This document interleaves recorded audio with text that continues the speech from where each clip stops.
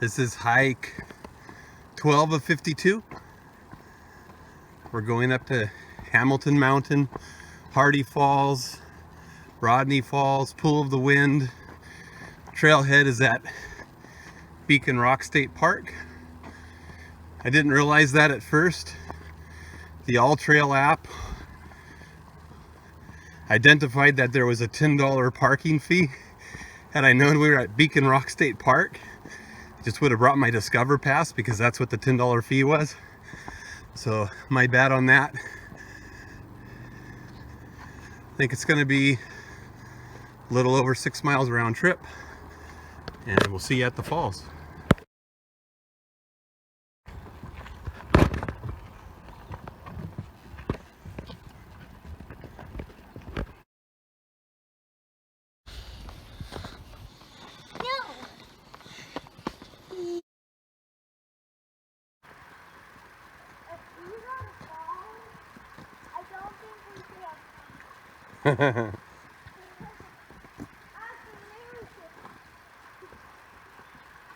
She said if that's the falls, then we shouldn't have come here.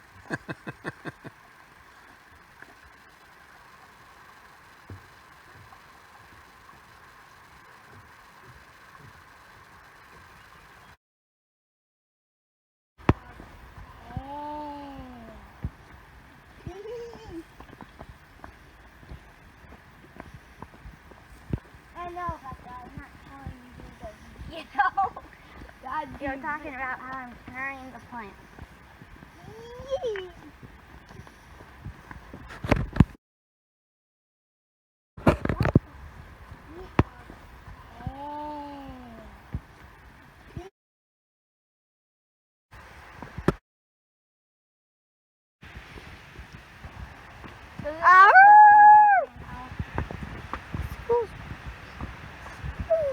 Am I not sitting on that bench?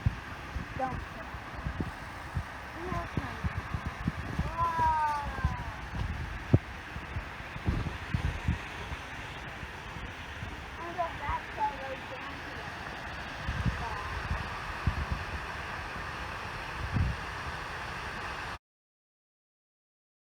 There's Rodney Falls, and we're headed up to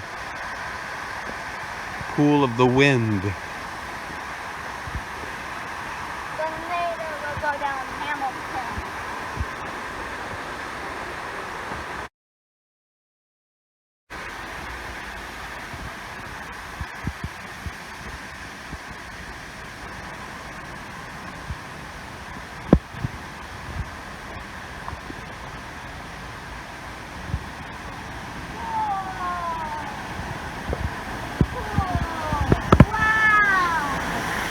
That's the Pool of the Wind right there.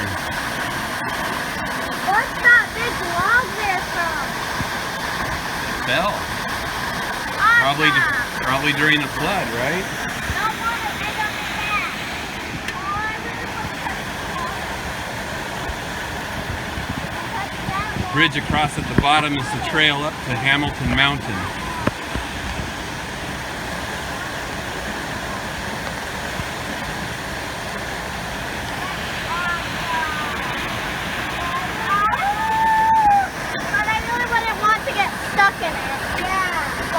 You don't want to get stuck in there? It's like go for a dive in there. Uh-huh. Actually, that looks really deep. Doesn't it?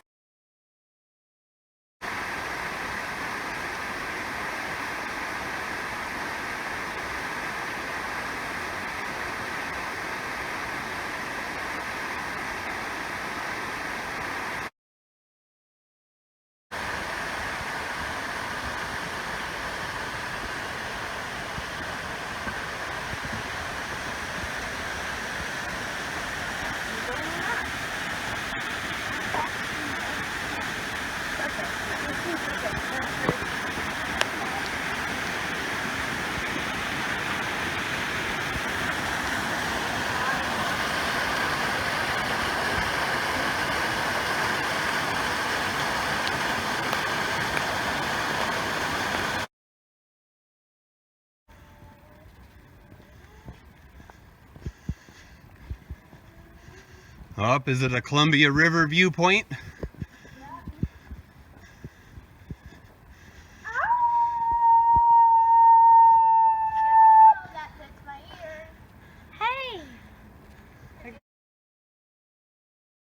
So the trail up to Hamilton Mountain is a loop trail. So you can make it just an out and back by picking one of the two branches of the loop. So we're actually going to do the shorter branch today, the 1.7 miles, so we'll get the elevation gain more quickly. We'll put on less overall mileage.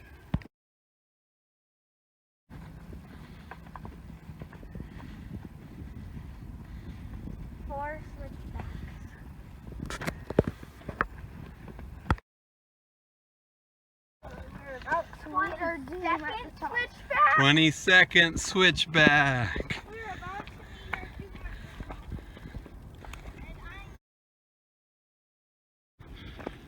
That's where I want to be.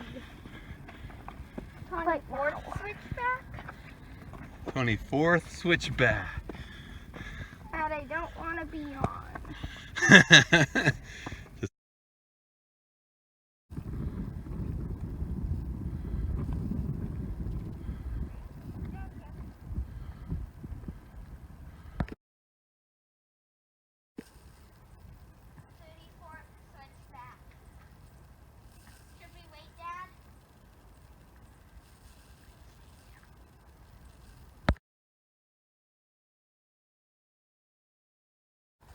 All right, it's the top of Hamilton Mountain.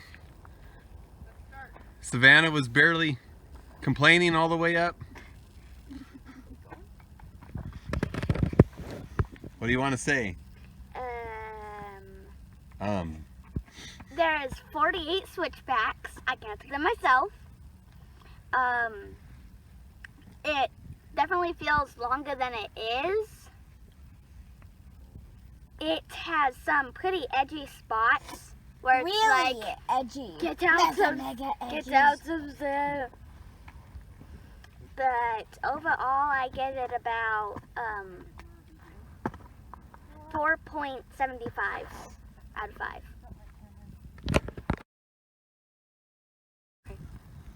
5. Lots of elevation, but really pretty views. There's a lot of shrubbery, so you can't see much when you get to the top, but it's pretty when you're coming up. Lots of switchbacks, though. That was not fun. Becca counted like about 4.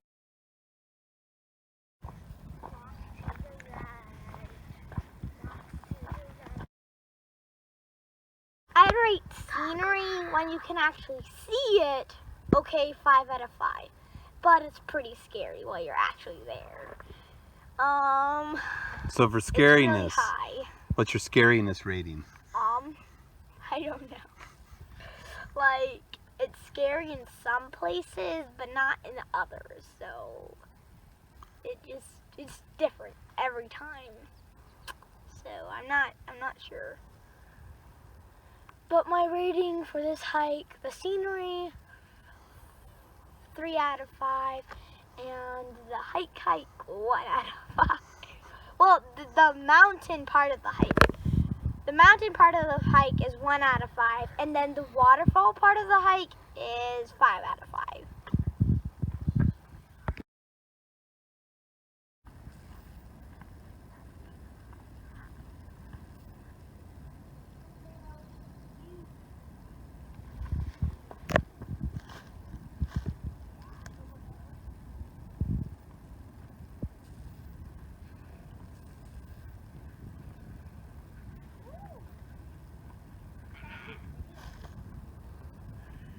Not blue, Becca.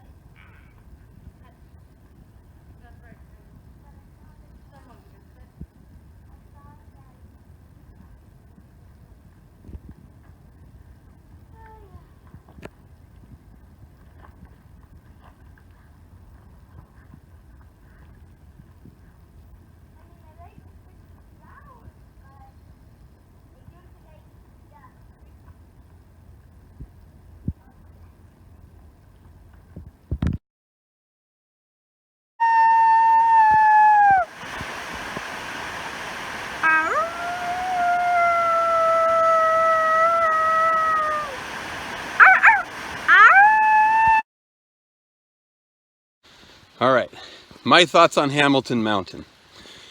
The waterfalls were interesting. The upper fall was definitely the better of the two. Hamilton Mountain, the views on the way up were really good, which made the summit kind of anticlimactic. You've got some views from the summit, but there's so much low underbrush on the top that it chokes out a lot of the views. So I actually thought taking the shorter, more direct route, which means you have a lot more elevation gain per unit distance, so it's a little bit tougher, has excellent views. Far better than what you get at the top. So would I do it again? I don't think so. It's a little bit disappointing after doing like the Central Cascade peaks, Goat Peak, for example. You get to the top, there's no trees, you have expansive views. You're not going to get that here. But we weren't really expecting it. It's not that tall of a peak, and we're on the west side of the Cascades. So it's about what you would expect. It was a great hike to pick up because we were coming through on the way to Vancouver. So something to do, get out and exercise. It's okay. Worth doing. Probably wouldn't do it twice. It's a live action video. The speed, the endurance Of a slug. Well, not a slug, a snail. Blah, blah, blah. It's a big snail. It's just too fast. It's too fast for words. If